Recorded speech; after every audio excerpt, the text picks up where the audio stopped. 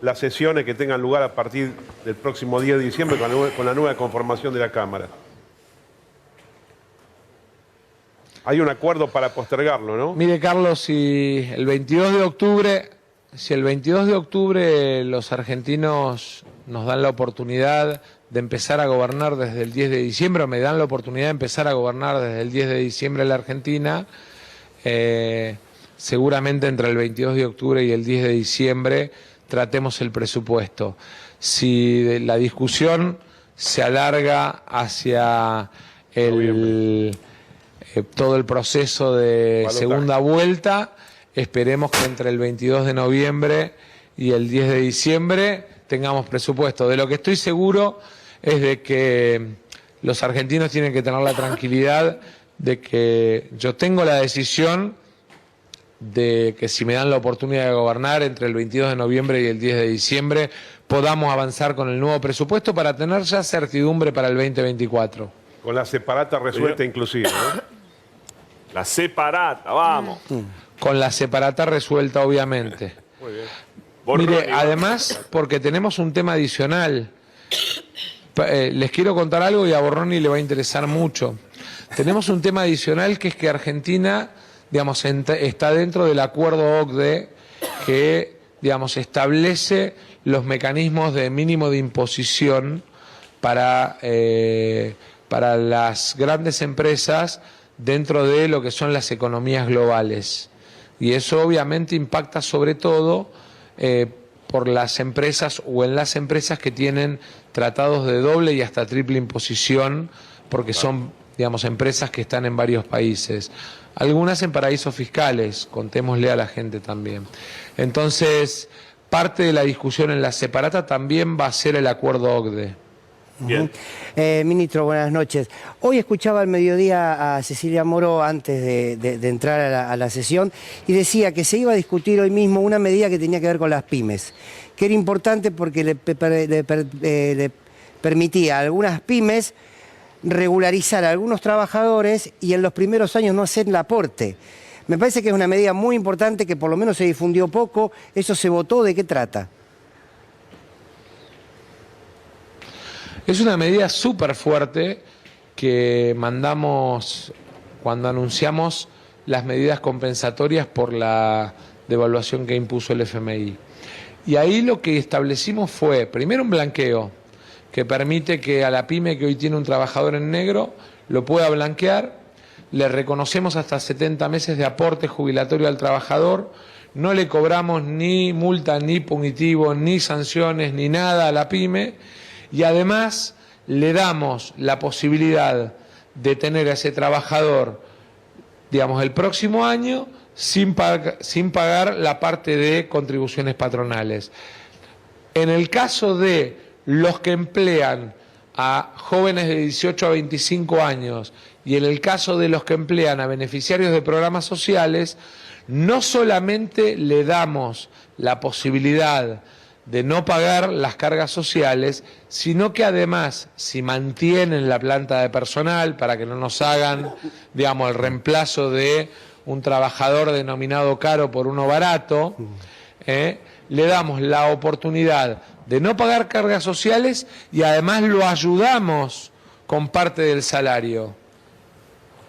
En el caso de los beneficiarios de programas sociales, le seguimos pagando el programa social al trabajador y el empleador solo paga la diferencia del salario de convenio. ¿Qué es el camino para tratar de incorporar al trabajo formal a aquellos beneficiarios de programas sociales que están haciendo capacitación laboral, que quieren ingresar al trabajo formal y que quieren tener su oportunidad? Cintia. Sí, Sergio, dos concretas sin introducción. Una, si sentís que esto fortalece la recuperación de la agenda.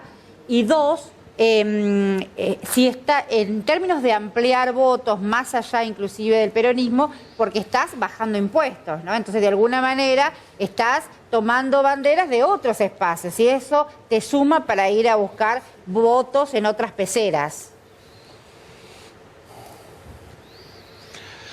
Mirá, yo te diría que en todo caso me permite mostrar la agenda que pretendo recorrer como presidente, que es de recuperación de ingresos.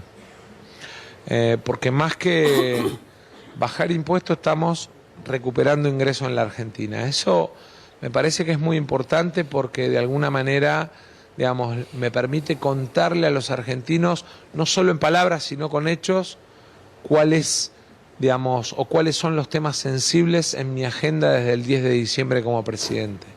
Eso por un lado. Por otro lado, respecto de la transversalidad que tiene electoralmente esta medida, a mí me parece que una de las grandes cosas que tenemos que hacer es animarnos a ampliar nuestra base electoral, pero también animarnos a ampliar nuestra base de convocatoria de gobierno. Yo insisto, quiero un gobierno de unidad nacional y quiero que aquellos que hoy por ahí se enojan conmigo por alguna medida y hasta por ahí me faltan al respeto en alguna declaración, sepan que el 10 de diciembre, digamos, pueden sentirse parte de la construcción de la Argentina que viene.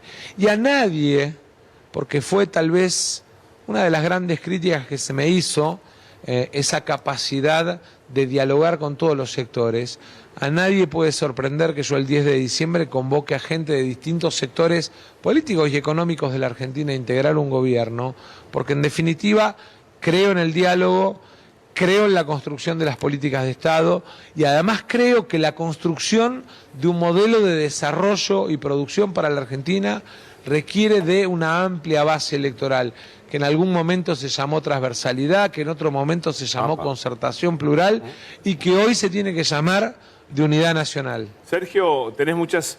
Hemos hablado otras veces de seguridad, pero quiero preguntarte por la idea de Milei de armar a la población o de que todos accedan al mercado de armas y demás. ¿Qué opinas de eso?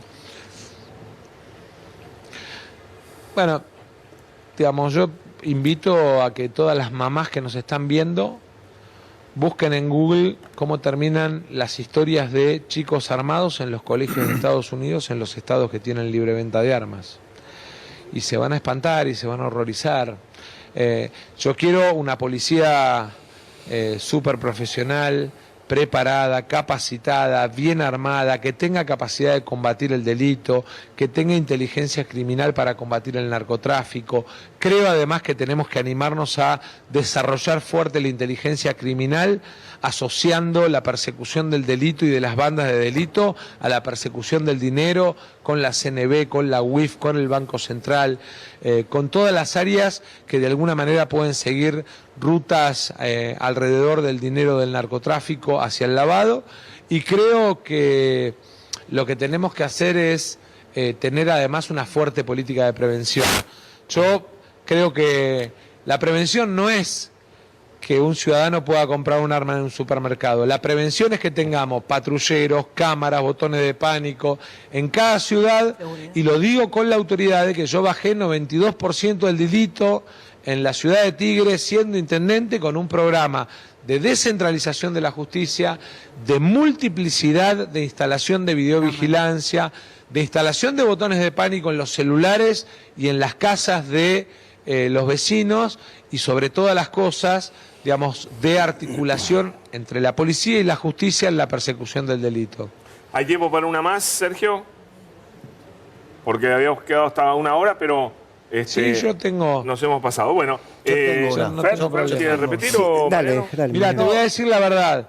Me quedé en el Congreso, porque ahora están tratando algo muy importante para San Fernando, para Escobar y para mi ciudad, para Tigre, que es la Universidad del Delta, además de un compromiso que asumí como diputado hace 2 años con la comunidad de Pilar y que lo ratifiqué el sábado, que es la Universidad de Pilar. En paralelo, la Universidad de Río Tercero, o sea, el tema de la ampliación de la oferta universitaria en la Argentina. En un momento en el que desde la oposición se plantea arancelar las universidades, nosotros creemos que hay que seguir ampliando la oferta universitaria. Siempre cuento el ejemplo de la Jaureche y de la Universidad de José C. Paz. 80% de los egresados, primera generación de universitarios de sus familias. Eso nos tiene que hacer sentir orgullosos, porque de alguna manera es lo que nos permite construir eso que en el mundo dicen que es re valioso de la Argentina. Cuando nosotros decimos tenemos con qué, lo planteamos desde el capital humano, que es lo que nos elogian en el mundo, que no es ni más ni menos que el talento y la formación de nuestro pueblo, de nuestra gente. Recién dijiste algo interesante, que fue que la sociedad está como orejeando las cartas que vos podés mostrar o podés tener cuando llegás a presidente. Como que esto está mostrando como un camino hacia adelante de los 4 años que pueden venir en caso de que seas electo. ¿Con esto querés decir, o estoy preguntando, no es una afirmación, que estás pensando en un reordenamiento integral del aspecto impositivo de la Argentina, teniendo en cuenta los parámetros del peronismo, es decir, la redistribución de la riqueza? Sí, Argentina necesita rediscutir su sistema tributario completo, nacional, de las provincias y de los municipios, porque tenemos dobles y hasta triple imposiciones que terminan cayendo en términos de impacto en cabeza de los más vulnerables, de los sectores más humildes. Te voy a poner un ejemplo. Cuando vos mirás la composición de un precio en un supermercado, tenés el IVA, tenés ingresos brutos y tenés tasa de seguridad e higiene. 21% en un lugar el IVA, 5% ingresos brutos y otro 3% la tasa de seguridad e higiene. ¿Sabés qué significa eso? Que la gente paga un 29% más el producto que va a consumir. Entonces, tenemos que animarnos a dar estas discusiones. Tenemos que animarnos a ver cómo compensamos los recursos. Tenemos que animarnos a que nuestra gente recupere ingreso y que viva mejor. Felicitaciones por la iniciativa. Ha sido un día muy importante y ojalá que se corone con la aprobación de las universidades. Es el gran deseo nuestro. Muchas gracias y bueno, hasta la próxima. Gracias. Y de la ley PYME, Pablo. Vamos a difundirlo además, hay que difundirla más. Todo el mundo dice lo mismo, hay que difundirla más, la vamos a difundir más. Gracias, un saludo. Gracias, muy amable. Un abrazo. Muy amable. Sergio Massa, señores, aquí en Duro de Domar. Muy bien. Vaya para ¿Me tengo que ir para allá? Bueno, gracias por el convite. No. Hasta luego. Y ahora, Borroni.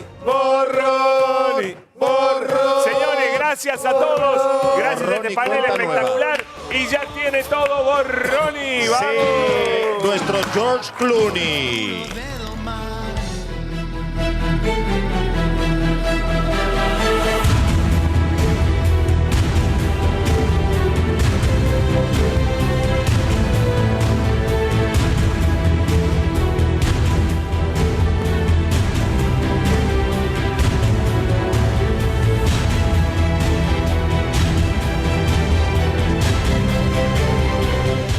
Bueno, bienvenidos, bienvenidas a Sin Lugar para los Débiles.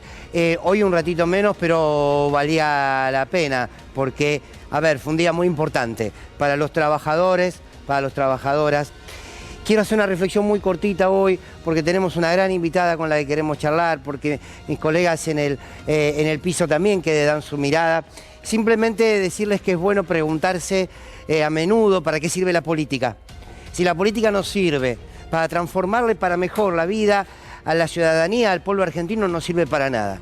Hoy quedó a las claras frente a todos cómo un sector de la política en la Argentina manipula las leyes, manipula los hechos, manipula los análisis, manipula el decir según la coyuntura política y su propio interés.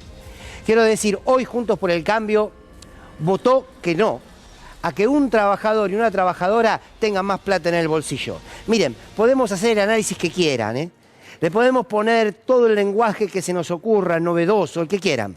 Lo concreto es que hoy se buscaba media sanción para una ley que hacía que un trabajador con un ingreso determinado cobre más dinero a partir de que esta ley entre en vigencia. A partir ya está el decreto, pero en todo caso en pocos meses o el mes que viene. ¿Qué quiero decir con esto? No hay mucho para analizar. Este sector nunca le importó, y digo concretamente a Juntos por el Cambio, nunca le importó el bolsillo del trabajador y la trabajadora. En el 2015, este mismo sector que hoy vota en contra, hizo de esta ley, o de esta posibilidad de reducir el impuesto a las ganancias, hizo una bandera. para castigar al gobierno de Cristina Kirchner. Se transformó en una promesa de campaña. Luego no solo que no la cumplieron, sino que hubo mucha más gente que pagó impuestos a las ganancias bajo su gobierno. Y ahora que tienen la posibilidad de votarla, ¿qué hacen? Priorizan su mezquindad política. Priorizan su interés partidario por encima de la posibilidad del trabajador y la trabajadora. ¿Cuánto más hace falta para darnos cuenta que hay un sector de la política a lo que no le importa nada a la gente? No le importa el hecho, no le importa la posibilidad concreta de transformar.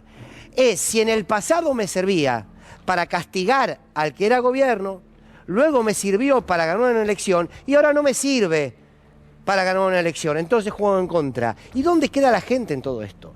Ahora, lo llamativo es, o no es tan llamativo, que es el mismo sector político que cuando tuvo que votar a favor del aporte a de las grandes fortunas, votó en contra. Entonces, la síntesis es, cuando hay que pedirle a quienes más tienen, votan en contra. Cuando hay que darle más ingreso a los trabajadores, también votan en contra. Entonces, queda claro, queda al desnudo de la vista de todos y de todas, qué representa este sector de la política.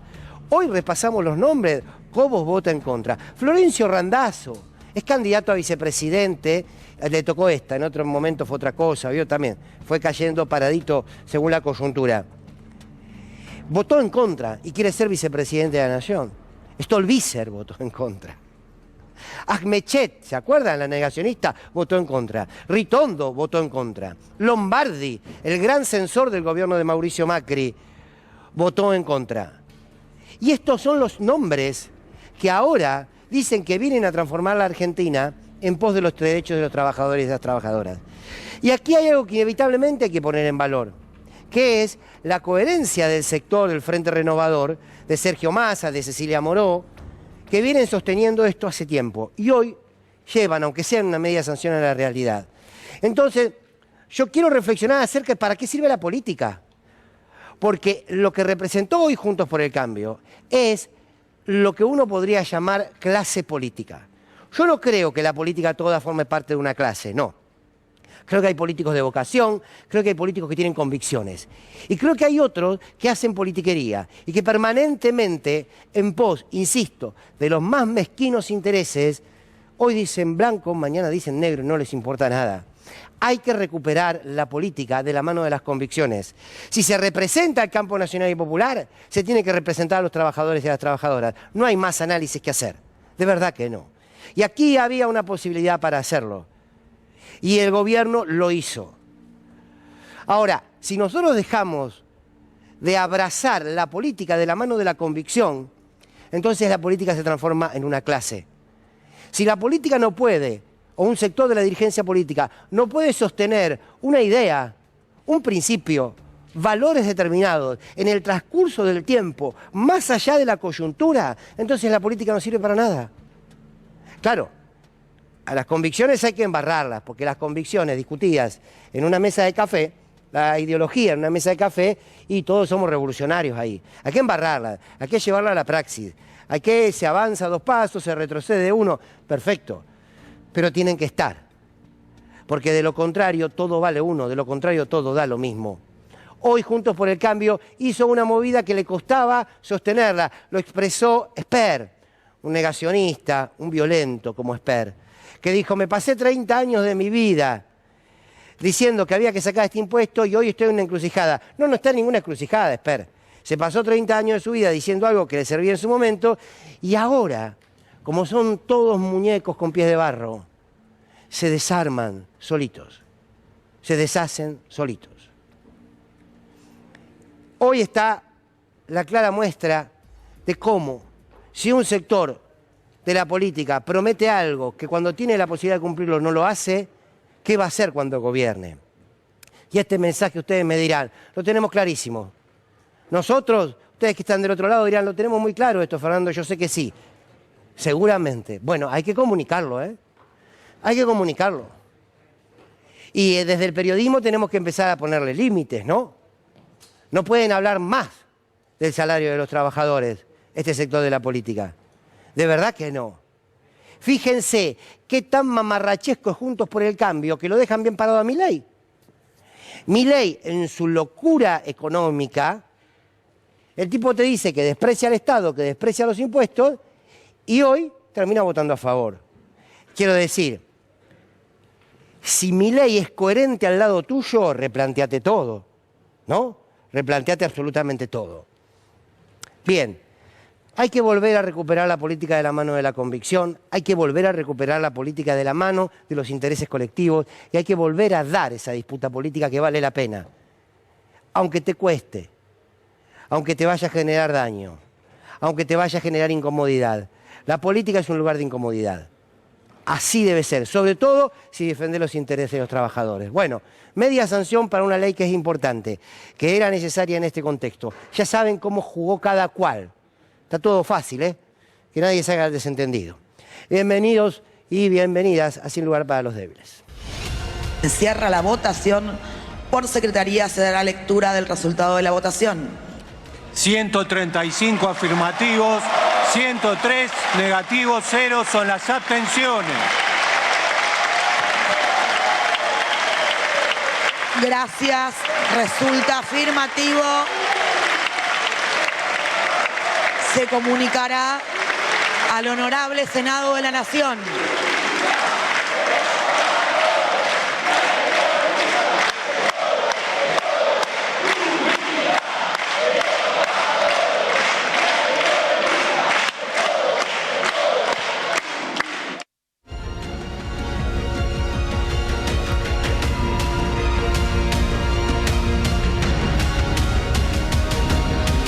Bueno, muy buenas noches a todos y a todas. El equipo, ¿cómo les va? Día triste para Facherman, ya lo sé, lo dejo para lo último. Jorge Elbaum, ¿cómo va? Muy bien, muy contento con lo que sucedió hoy, la verdad. Una buena para el lado de los trabajadores. Me dice que está apagado. Está apagado. Bueno, ¿Nahuel? ¿Está encendido? No, estoy, sí, está bueno, encendido. no, Vamos. me parece muy importante. Algo también que dijo recién en la entrevista que le hiciste con Pablo Dugan a Massa. El tema hoy, digo, es un hecho histórico por lo del impuesto a las ganancias, pero también que en este momento se está tratando 8 casas de altos estudios, es decir, de universidades nuevas que se van a aprobar, ¿no? Esto es muy importante teniendo en cuenta que la oposición también viene dilatando esto, porque ahí es donde uno ata trabajo con educación. Gran parte de estas universidades tienen lo que llaman carreras del futuro, por ejemplo, carreras como ciencias del dato, como biotecnología, referidas a energías renovables, es decir, que tienen que ver con los sectores estratégicos de nuestro país, carreras que surgieron en los últimos 10 años y que la primera puede ser la primera generación de estudiantes universitarios que se egresen de esas carreras. Me está haciendo acordar a María Eugenia Vidal. ¿Para qué vamos a construir más universidades? ¿No? ¿Se acuerdan? Además de nadie que nace pobre llega a la universidad. Mariano, buenas noches. Hola, buenas noches. Me quedé pensando en la importancia política que tiene esta resolución por parte del Congreso, en la justicia fiscal que esto representa, lo hemos hablado en otras ocasiones. Lo que me pregunto es si está cabalmente resuelto por parte del gobierno. Lo escuchábamos recién a Sergio Massa decir que hay otros tributos que van a venir a compensar lo que se deja de recaudar por ganancias. Hay una estimación que se calcula en 3 billones de pesos lo que se deja de recaudar. Y recordemos que ganancias es un impuesto que en buena medida se coparticipa con las provincias. Ahí es donde yo recuerdo que en las semanas previas hablábamos que sin lugar a dudas, por lo menos de mi perspectiva, había una inequidad y había una deuda con los trabajadores de las categorías más altas. Y faltaba, por supuesto, una resolución de igual volumen o, por supuesto, mucho más efecto para los de categorías más bajas. Se tomó la determinación del IVA, me quedo con eso y creo que ganancias, honestamente, a pesar de que seguramente se van a enojar en CGT, en las 2 CTA, etcétera, etcétera, podría haber esperado perfectamente sin generar el impacto económico que va a generar, pero entendiendo que desde lo político se dio Massa dio un paso adelante. Es toda una discusión, ¿eh? Es toda una discusión después lo conceptual del impuesto a las ganancias. Lu, buenas noches. Buenas noches. Bueno, hoy es un gran día. Me parece que a la gente horrible hay que contestarle con política. Y hoy fue un gran día donde hubo, bueno, lo de las ex-ESMA como patrimonio de la humanidad también. Es como que son esos días que uno respira y dice, bueno, no todo está perdido. Entra una grietita, por la grietita entra un poquito de luz. Así que, bueno, a festejar. Jorge. Sí, en realidad decía que es un gran día y porque marca con claridad de qué lado está la derecha siempre, ¿no? Es decir, mientras se aprueba algo al servicio para mejorar la vida de los trabajadores, uno sabe siempre, ¿no?, cuándo está la derecha, cuando vota en contra. Y recién decía Nahuel algo en referencia a 8 universidades. Una de ellas es la posible Universidad de las Madres de Plaza de Mayo, hoy Instituto Universitario de las Madres de Plaza de Mayo, que remite justamente a este territorio del patrimonio de la humanidad, de la ex ESMA, y sería realmente maravilloso que esas 8 universidades se aprueban y esta vinculación, que por supuesto la derecha va a votar en contra porque no quiere universidades, porque no quiere el beneficio para los trabajadores y porque está en contra de las mayorías. Hay que utilizar estos momentos para desenmascarar a estos personajes. Día triste, Facherman, ¿no? Muy triste, 2 cosas que quiero realzar. Una, el señor apenas empezó a hablar, el señor Elbaum, le dijeron que es un periodista que está pagado. Lo segundo que quiero, cosa que yo sospechaba desde hace tiempo. Y lo segundo, la verdad, una decepción con Massa. ¿Usted se acuerda cuando empezó el año? Yo lo veía como que le tenía verdad, fe y qué a usted sé le yo. gustaba. Y no, se volvió comunista. No, ¿cómo comunista? ¿A usted le parece? Ojalá, pero bueno. Bueno, hoy tenemos... ¿Cómo? Para no, tanto, no, que sé. el cómico soy yo. Sí, no, claro. Un placer grande nos damos hoy. Ah. Estamos muy contentos, yo en lo personal, además, que sé que es colectivo, de poder contar con la presencia para charlar un rato de nuestra querida Teresa Parodi, una cantautora extraordinaria. Hola, Tere. Hola, Tere, gracias por venir. Un gusto, Fernando. Hola. Para nosotros, a ver, gracias. Poca gente uno quiere escuchar tanto hablar y cantar, las dos cosas. Es una manera de hablar, de decir. Vos sos una gran decidora, ¿no? Con la música. Siempre has dicho cosas. No te ha pasado nada de costado. Te comprometiste, lo volcaste en la política, en la militancia y en la música, ¿no?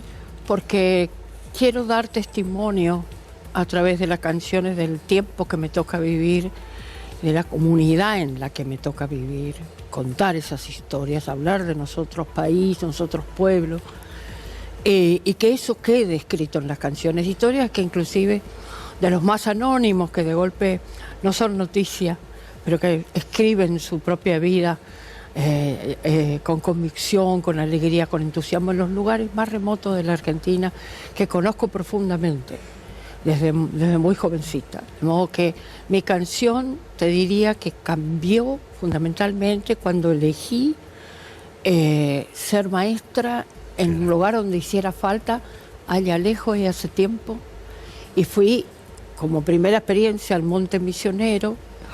Y te puedo asegurar, Fernando, que mirar el país desde ahí es una cosa muy distinta a mirarlo desde los grandes centros urbanos como es esta ciudad. Y ahí cambió mi canción, el sentido de mi canción, y siguió buscando ese otro país para mostrarlo, para contarlo. Vos, bueno, decías el otro país, ¿no? Esa canción que nos marcó a muchos, a mí me marcó mucho en los 90, porque esa canción del otro país contaba ese país que era posible.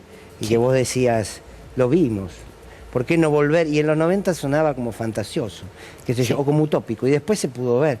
Y ahora de este país que estamos viviendo hoy, con los resultados que nos muestra a un Milei como está, con jóvenes entendiendo que la salida es por el lado de Milei, ¿qué te pasa con todo esto?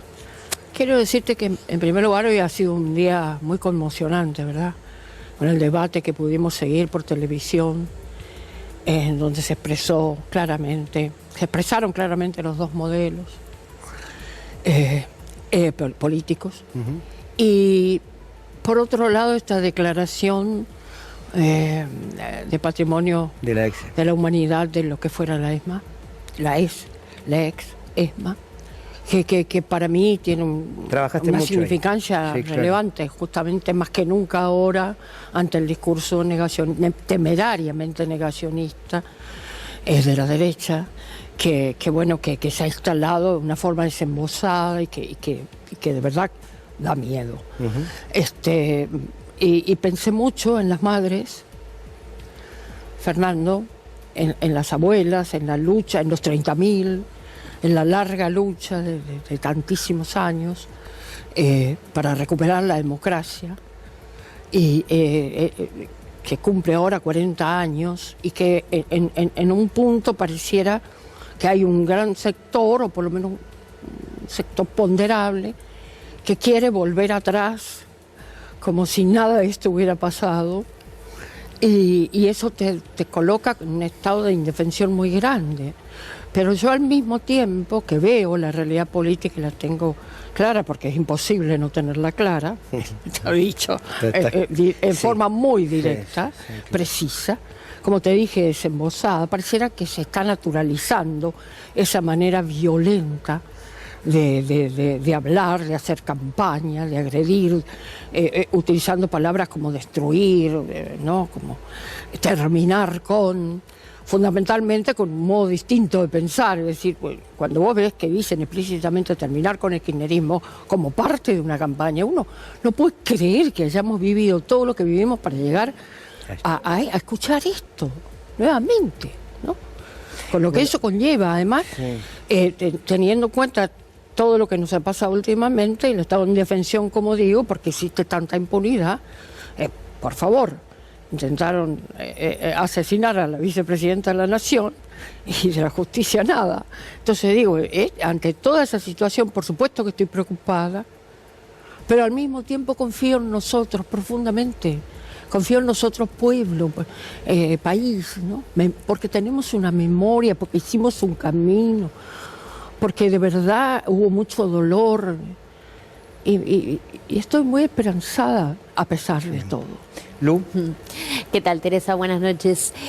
Vos que sos una mujer de la cultura, que has hecho tanto por la cultura de nuestro país, una gran referente, ¿qué te pasa cuando escuchás a personajes como Brandoni, por ejemplo, criticar una película como Argentina 1985, que le mostró al mundo entero nuestra etapa más oscura, ¿no? Y de la manera en que la contó, decir que bueno, que lo que hizo Ricardo Darín fue una canallada? ¿Qué te pasa cuando escuchás ese tipo de declaraciones de personas también que son de nuestra cultura, ¿no? Brandoni ha hecho La Patagonia Rebelde, o sea, uno no puede creer por ahí. Pero ¿qué te pasa a vos cuando escuchás ese tipo de declaraciones? La verdad es que justamente de Brandoni es que no puedo creer que se puedan escuchar ese tipo de declaraciones. Uno mira a Brandoni de toda la vida por una larga trayectoria que tiene como actor y por una historia que tiene también. Hay una historia de él con un modo de pensar, y de golpe esta persona que dice estas cosas, la verdad que me deja con mucha tristeza, me produce mucha tristeza. Me pregunto por qué llegamos ahí. ¿Cómo es posible que hayamos llegado ahí, ¿no? A ese extremo? Y que haya personas que hayan cambiado tan diametralmente su manera de pensar. Es sorprendente, pero también al mismo tiempo no es el único. Hay muchísimos ejemplos. Creímos que el otro día lo charlábamos. ¿A vos te parece que creímos que habíamos ganado una batalla cultural en torno a lo que fue a la política de derechos humanos, a lo que fue la dictadura, a los 30.000, al nunca más, y que de pronto hoy nos damos cuenta que no estaba tan ganada? Sí, coincido mucho con eso que decís. Creo que es en un alto porcentaje así. Creo que creíamos que quedó claro que todo lo sufrido, que todo lo vivido, que todo lo logrado, que todo lo que las madres y las abuelas lograron a lo largo de estos años, había quedado muy claro, no solo en nosotros, en las generaciones, yo soy bastante más grande que vos, en las nuevas generaciones, que vos sos parte de las nuevas generaciones, y en las más nuevas todavía. Creíamos que ya esto era un legado, una transmisión de esta memoria, porque son hechos recientes, no hace tanto que nos ha pasado todo esto. Y que ha conmocionado de tal manera al país, ¿verdad? Pero bueno, al mismo tiempo sé, por vieja militante, que no hay que dejar de militar ni un solo día de la vida, ni aunque seas gobierno. No hay que dejar de militar nunca, ni de decir cuando uno no está de acuerdo con las determinaciones que tome el propio gobierno, de salir a cuestionar, para reflexionar juntos, para cambiar a tiempo, si es que hay que cambiar algo, para profundizar a tiempo, para seguir adelante con la construcción colectiva. Jorge. Sí, Teresa, sos candidata, un representante potencial de la cultura argentina al Parlasur en las próximas elecciones. El Parlasur es una entidad que no ha tenido el suficiente desarrollo quizá en los últimos años. ¿Cómo se puede hacer para que ese espacio sea un lugar de encuentro e integración regional tan necesario para nuestro continente?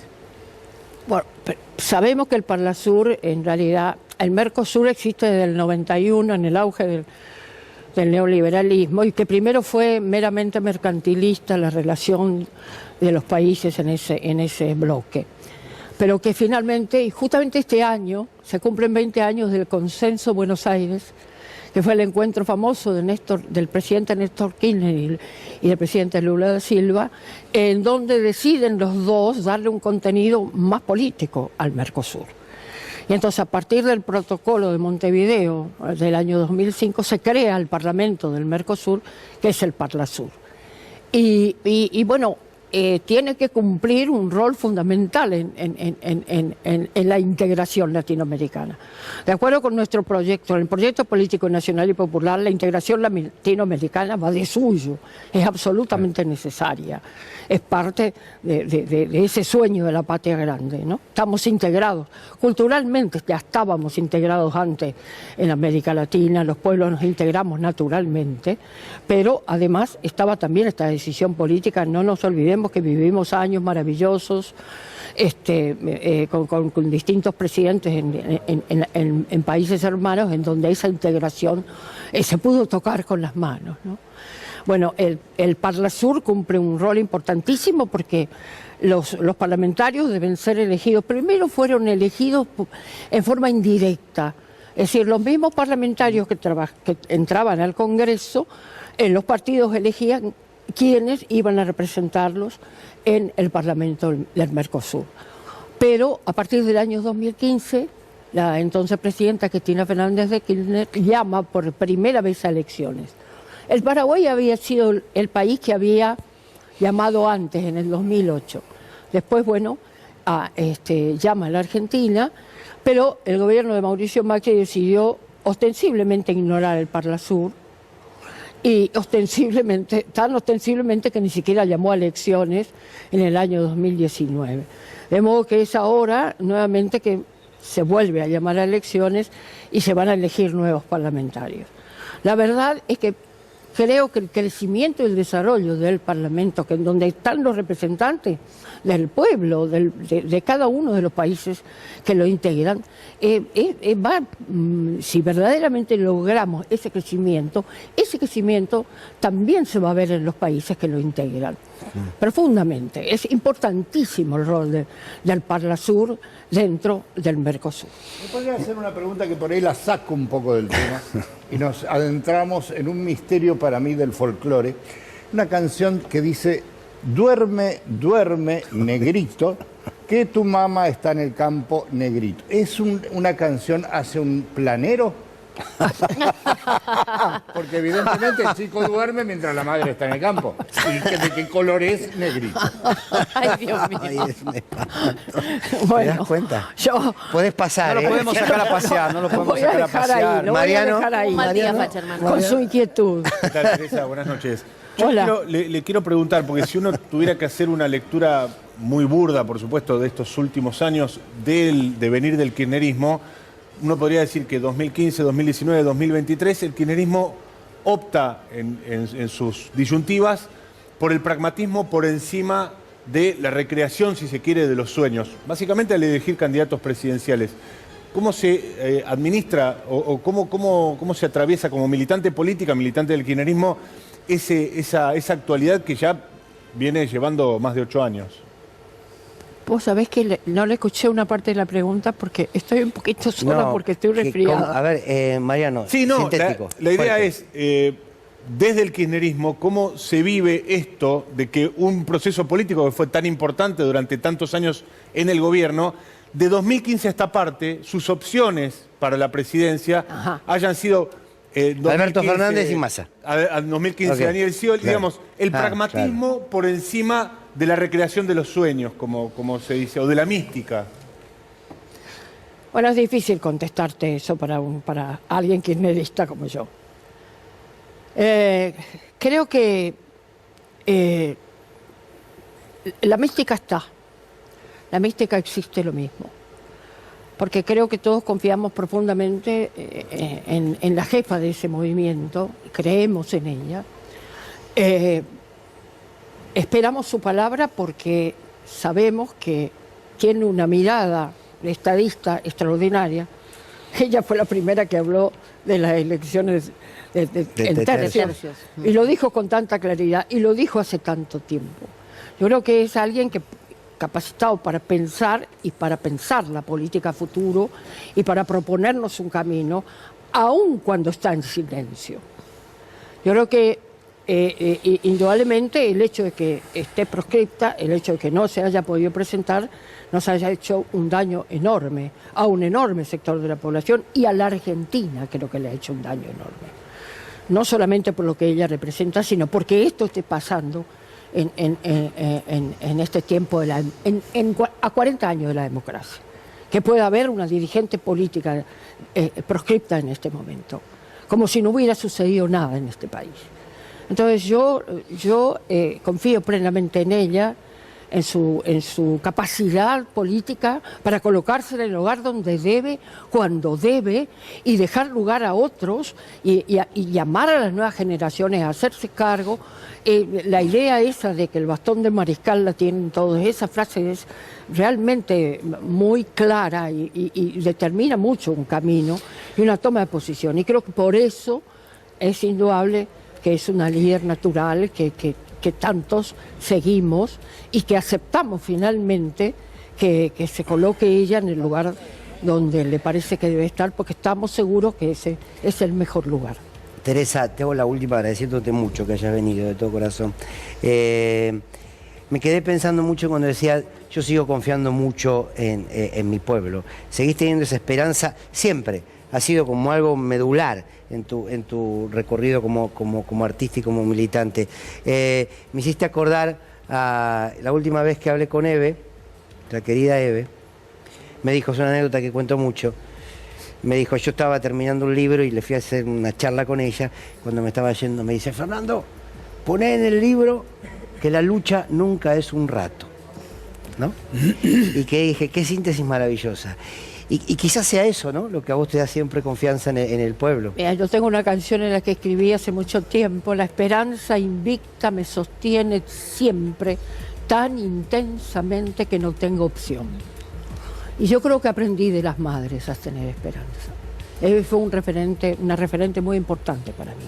Yo tuve un vínculo muy grande para ella. Hoy la pensé mucho con esta declaración de la UNESCO. La recordé mucho. Con esta posibilidad de que finalmente se vote esa ley de la universidad, tan importante para las madres, parte de su lucha. Hoy la recordé cuando bajamos aquella primera vez y ellas llegaron allá en la ESMA, ellas llegaron en su colectivo y yo me acuerdo que me acerqué a la puerta porque me habían hecho el honor las madres de pedirme que yo dirija el primer espacio cultural pensado en ese lugar que se llama Espacio Cultural Nuestros Hijos. Y recuerdo que yo las fui a esperar a las madres que íbamos a entrar al espacio. La convocatoria era a pintar soles y flores en las paredes de ese lugar donde había existido el horror, ¿no? O sea, a plantar vida. Ella creía que el arte iba a plantar vida y cambiarle el sonido y el sentido a ese lugar. Y me acuerdo que yo me acerqué y ella se paró y las miró a las madres y les dijo, no vamos a llorar. Era la primera vez que bajaban a ese lugar. Y dijo, no vamos a llorar. Vamos a entrar tomadas del brazo, porque con la cabeza en alto, porque nuestros hijos van con nosotros. Nunca voy a olvidarme de ese momento. ¿Qué te parece? Gracias enormes por venir. Estás en el Tazo, el 30, ¿no? Sí, que es impresionante lo que pasa. De todo corazón, gracias por venir. Un gusto, querido. Gracias a todos. Gracias, Nos vamos así rapidito hoy. Nos encontramos mañana. Chao.